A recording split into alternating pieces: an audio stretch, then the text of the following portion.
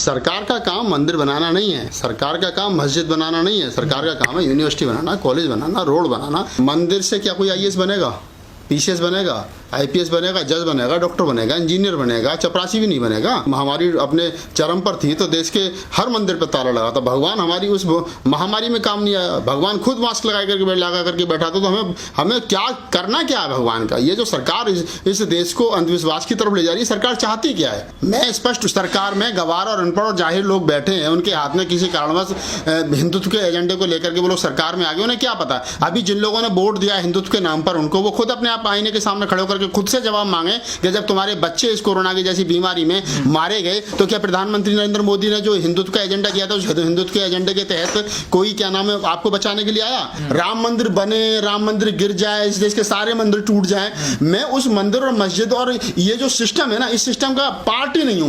मैं पार्ट हूं, मेरे बच्चे इंजीनियर बने, डॉक्टर बने, प्रोफेसर बने, साइंटिस्ट बने, मैं उसका हिस्सा हूं। राम मंदिर जन्मभूमि की नींव में जो सबसे पहले लोग लगेंगे वो स्वर्ग में जाएंगे। तो ये हजारों लोग आपको ऐसे भी मिल जाएंगे जो नींव में गिरने को तैयार हो जाएंगे, क्योंकि धर्म की अंधभक्ति जो होती है वो सबसे बड़ी होती है। जो लोग गाय के मूत्र को पी लेते हों, जो अपनी माँ को जो है अपने माँ बाप की सेवा नहीं करते हों, लेकिन गाय गौ माता के नाम पे जो है वो दूसरों की हत्या कर देते हों, तो इस देश के अंदर मूर्खों की बड़ी संख्या, एक बड़ी जमात तैयार हो गई। सर, राम मंदिर का 5 अगस्त को भूमि पूजन होना है और स्वयं खुद प्रधानमंत्री वहां पर जा रहे हैं, लेकिन देश में कुछ लोग इस चीज़ का विरोध कर रहे हैं कि ये जो एक आदमी संवैधानिक पद पर बैठा हुआ है वो कैसे किसी धार्मिक स्थल का शिलान्यास कर सकते हैं। तो आप कैसे देखते हैं सर? जो लोग विरोध कर रहे हैं, पहली बात तो मैं उनका समर्थन करता हूं कि वो बिल्कुल संवैधानिक बात है जिसका वो समर्थन कर रहे हैं। और जो लोग ये जैसे जब आपने बताया कि माननीय प्रधानमंत्री जी खुद उसके शिलान्यास के लिए जा रहे हैं, तो ये गलत है, क्योंकि भारत जो है एक सेकुलर कंट्री है और सेकुलर कंट्री में जो भी आदमी संवैधानिक पद पर है वो ना तो हिंदू है, ना मुसलमान है, ना सिख है, ना उसका व्यक्तिगत मजहब हो सकता है, लेकिन जिस चेयर पे, जिस कुर्सी पे वो बैठा है उस कुर्सी का कोई मजहब नहीं है और उस कुर्सी पर की गरिमा को समझना चाहिए। और उस कुर्सी की गरिमा को बनाए रखने के लिए अब उसको कोई भी प्रधानमंत्री, आज नरेंद्र मोदी है, कल कोई और भी हो सकता है, परसों कोई और भी हो सकता है, तो उसको उस कुर्सी की गरिमा को समझना चाहिए, संविधान को समझना चाहिए। We the people of India, हम भारत के लोग जो उस लाइन की गरिमा को समझना चाहिए और ऐसे किसी भी आयोजन से बचना चाहिए। और अगर प्रधानमंत्री ऐसे आयोजन में जाएंगे या राष्ट्रपति अन्य किसी पद पर रहने वाले संवैधानिक पद पर बैठे हुए लोग इस प्रकार के जाएंगे, तो इस संविधान का एक तरीके से विरोध है। और वर्तमान सरकार में आपने देखा होगा कि ये अनेकों बार कह चुके हैं कि हम लोग संविधान विरोधी हैं, संविधान को बदलने के लिए आए। तो सर ऐसा थोड़ा, ये पहली बार कोई प्रधानमंत्री जा रहे हैं, और भी तो जाते रहे हैं ना सर? नहीं, आप बताइए फ्यूचर में या पास्ट में कोई? राजीव गांधी खुद गए हैं ना, राजीव गांधी कहाँ? नहीं, वो ताला खुलवाना या ताला तोड़वाना या ताला लगवाना एक अलग मैटर है। उसमें कानून था, उसमें पुलिस थी, उसमें प्रशासन था, उसमें लोकल सरकार थी, उत्तर प्रदेश की गवर्नमेंट थी, वो एक अलग चीज़ है। लेकिन अगर आप किसी मंदिर का जाकर के पूजन करेंगे, ये देखिए, मैं बड़े पहले भी कह चुका हूँ और अभी भी कह रहा हूँ, सरकार का काम मंदिर बनाना नहीं है, सरकार का काम मस्जिद बनाना नहीं है, सरकार का काम है यूनिवर्सिटी बनाना, कॉलेज बनाना, रोड बनाना और हमारी सुख सुविधाओं के लिए बहुत सारी चीज़ें जो आदमी के जीवन जीने के लिए बनती है वो बनाना। अगर मंदिर बनाने का काम पुजारियों का, मस्जिद बनाने का मौलवियों का, गुरुद्वारा बनाने का काम ग्रंथियों का है, बुद्धिविहार बनाने का काम बुद्धिस्ट मॉन्कों का है, तो ये उनका काम है। धर्म को फैलाना, धर्म को बढ़ाना या धर्म के बात करना, ये सरकार का काम नहीं है। सरकार का काम जो मैंने बताया वो है, सरकार का काम है कॉलेज बनाना, यूनिवर्सिटी बनाना, रोड बनाना, आदमी की सुख सुविधाओं की चीज बनाना। मंदिर से रोजगार मिल रहा है ना लोगों को, कई लोगों मंदिर से क्या कोई आईएएस बनेगा, पीसीएस बनेगा, आईपीएस बनेगा, जज बनेगा, डॉक्टर बनेगा, इंजीनियर बनेगा, चपरासी भी नहीं बनेगा। वहाँ सिर्फ और सिर्फ एक जो 3.5% लोग जो इस देश के अंदर रहते हैं, हाँ, तो पुजारी से क्या होना? पुजारी से अमेरिका जाकर कोई घंटा थोड़ी बजाना है उसने। हमें साइंटिस्टों की जरूरत है, हमें डॉक्टर्स की जरूरत है। अभी आपने पीछे देखा होगा जब कोरोना की महामारी अपने चरम पर थी तो देश के हर मंदिर पर ताला लगा था। भगवान हमारी उस महामारी में काम नहीं आया, भगवान खुद मास्क लगा करके बैठा था। तो हमें क्या करना क्या है भगवान का? ये जो सरकार इस देश को अंधविश्वास की तरफ ले जा रही है, सरकार चाहती क्या है? सरकार ये चाहती है कि हम रोजगार की बात ना करें, हम अपने अधिकारों की बात ना करें, हम बच्चों को, जो ये बच्चे एमटेक बीटेक करके रोड पे घूम रहे हैं, इनके लिए नौकरी नहीं है, सरकार के पास कोई विजन नहीं है, सरकार के पास कोई प्लान नहीं है। सरकार मंदिर बना रही है, करना क्या भैया मंदिर का, ये तो बताओ कम से कम। आपको लगता है देश को अभी डॉक्टर साइंटिस्ट चाहिए? अरे मुझे क्या लगता है, हर बुद्धिजीवी आदमी को लगता है। सरकार को तो नहीं लगता है। सरकार में अगर गवार लोग बैठे हैं तो उन्हें क्या पता? मैं स्पष्ट, सरकार में गवार और अनपढ़ और जाहिर लोग बैठे हैं, उनके हाथ में किसी कारणवश हिंदुत्व के एजेंडे को लेकर के वो लोग सरकार में आ गए, उन्हें क्या पता। अभी जिन लोगों ने वोट दिया हिंदुत्व के नाम पर उनको, वो खुद अपने आप आईने के सामने खड़े होकर के खुद से जवाब मांगे कि जब तुम्हारे बच्चे इस कोरोना की जैसी बीमारी में मारे गए तो क्या प्रधानमंत्री नरेंद्र मोदी ने जो हिंदुत्व का एजेंडा किया था उस हिंदुत्व के एजेंडे के तहत कोई क्या नाम है आपको बचाने के लिए आया? आपकी रक्षा करने के लिए। भगवान नाम की पहली बात तो देश के अंदर कोई बीमारी, देश में नहीं विश्व में कोई बीमारी नहीं है।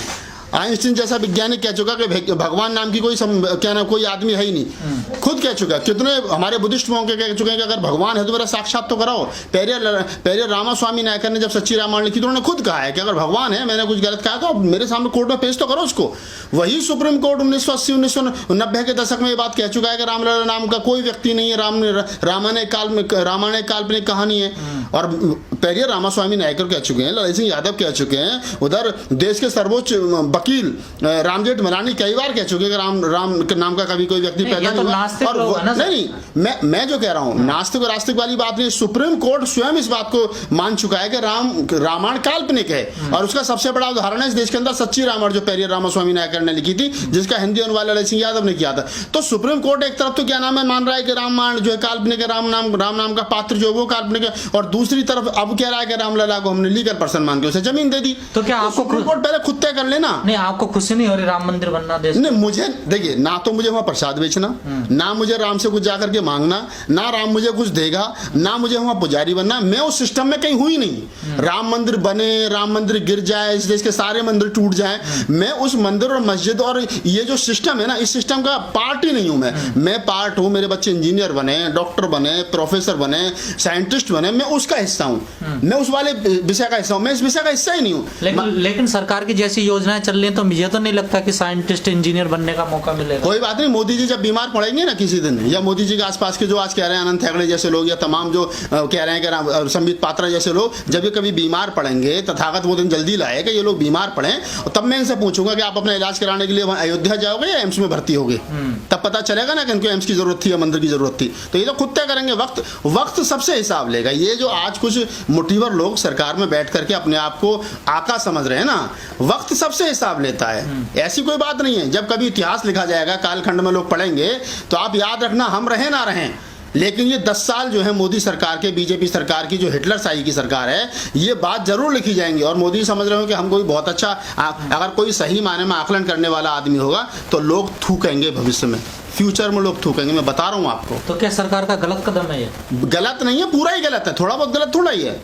ठीक है, मंदिर बनाना, मस्जिद बनाना, ये सुप्रीम कोर्ट, मैं पहले भी बता दिया आपको, एक तरफ सुप्रीम कोर्ट ये कह रहा है कि राम नाम का कोई व्यक्ति पैदा नहीं हुआ, ये सुप्रीम कोर्ट का डिसीजन है, और दूसरी तरफ वही सुप्रीम कोर्ट कह रहा है रामलला को लीगल पर्सन मान के उसे जमीन दे दी। तो इसका मतलब या तो सुप्रीम कोर्ट पहले गलत था या सुप्रीम कोर्ट अब गलत है। अगर पहले सही था तो इसका मतलब सुप्रीम कोर्ट अब जो है वो सरकार के दबाव में काम कर रहा है। तो ये सारी जो सब कुछ सिस्टम चल रहा है, ये सरकार के, सर देखा जा रहा है लोग तो अपना घर जमीन जायदाद बेचकर सोने की ईंटें भेज रहे हैं मंदिर बनवाने। मूर्खों की जो जमात है, अरे मैं कह रहा हूँ, वो अपने गुर्दों की भी ईंट बनवा सकते हैं, इतने बड़े अंधभक्त हैं। अगर इस देश के अंदर कुछ लोगों से ये कहा जाए कि इस राम मंदिर की जन्मभूमि, राम मंदिर जन्मभूमि की नींव में जो सबसे पहले लोग लगेंगे वो स्वर्ग में जाएंगे, तो ये हजारों लोग आपको ऐसे भी मिल जाएंगे जो उस नींव में गिरने को तैयार हो जाएंगे। क्योंकि धर्म की अंधभक्ति जो होती है वो सबसे बड़ी होती है। ये मैं नहीं कह रहा, इस तमाम प्रबुद्ध लोग कहते हैं। तो कैसे बीजेपी बनाने में कामयाब हो? अरे बीजेपी तो बना रही है 10 साल से, बताओ बीजेपी ने, और मंदिर मस्जिद और क्या नाम है, धर्म और इस गाय और इसके नाम पे, इसके अलावा करा क्या है? ये मैं नहीं कह रहा, बड़े बुद्धिजीवी लोगों ने कहा है, नेपोलियन ने कहा है, और तमाम लोगों ने कहा है कि जब आदमी आपसे रोटी मांगने लगे, रोजगार मांगने लगे, तो उसे धर्म में उलझा दो। वही काम तो कर रही है। और ये अनपढ़, भारत के अंदर सबसे बड़ी समस्या क्या है कि लोग पढ़े लिखे नहीं है। मैं कह रहा हूं, अगर आपके पास डिग्री नहीं है, आप कभी कॉलेज नहीं गए, स्कूल नहीं गए, तो कम से कम पढ़ तो सकते हो घर में। महापुरुषों को पढ़िए, उनके विचारों को पढ़िए, उनकी किताबों को पढ़िए।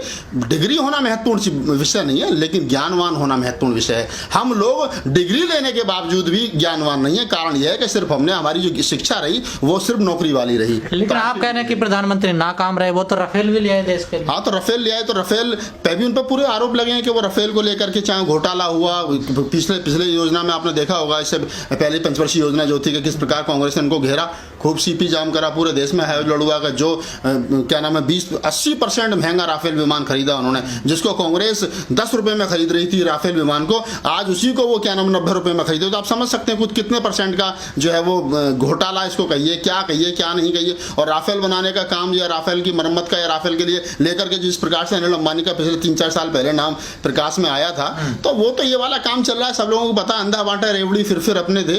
वो मोदी जी के 4-5 गुर्गे हैं, कुछ लोग भागे विदेश पैसा लेकर के, कुछ वो लोग भागने की फिराक में इस 5 साल में। उनका ना देश के विकास से कोई मतलब है, ना महिलाओं के विकास से कोई मतलब है, ना शूद्रों के विकास से कोई मतलब है, ना दलितों के विकास से कोई मतलब है, ना उनका उद्देश्य इस देश के अंदर मंदिर स्थापित करना, हिंदुत्व का एजेंडा लागू करना और हिंदुत्व के एजेंडे में सबको भुलाए रखना, सब मेन उद्देश्य से। ओबीसी के बयान को आप कैसे देखते हैं? नहीं, ओवैसी ने, पहली बात तो मैंने उनका स्टेटमेंट पूरी तरीके से पढ़ा नहीं उन्होंने क्या कहा है, लेकिन ओवैसी ने अगर कुछ कहा है, क्या कहा है पहले तो उन्होंने ये कहा है कि एक संवैधानिक पद पे बैठा हुआ आदमी अगर ऐसे जा रहा है, वो सबके प्रधानमंत्री हैं, तो वो अकेले कोई किसी एक धर्म का है। नहीं, देखिए अगर ओवैसी ने ये बात कही तो वो तो मैं भी कह रहा हूँ, उनको ट्रोल किया जा रहा है। नहीं, अरे ट्रोल तो मुझे भी ट्रोल करेंगे लोग। अब मैंने एक ही बात कही थी, पागलों की कोई कमी थोड़ा ही है।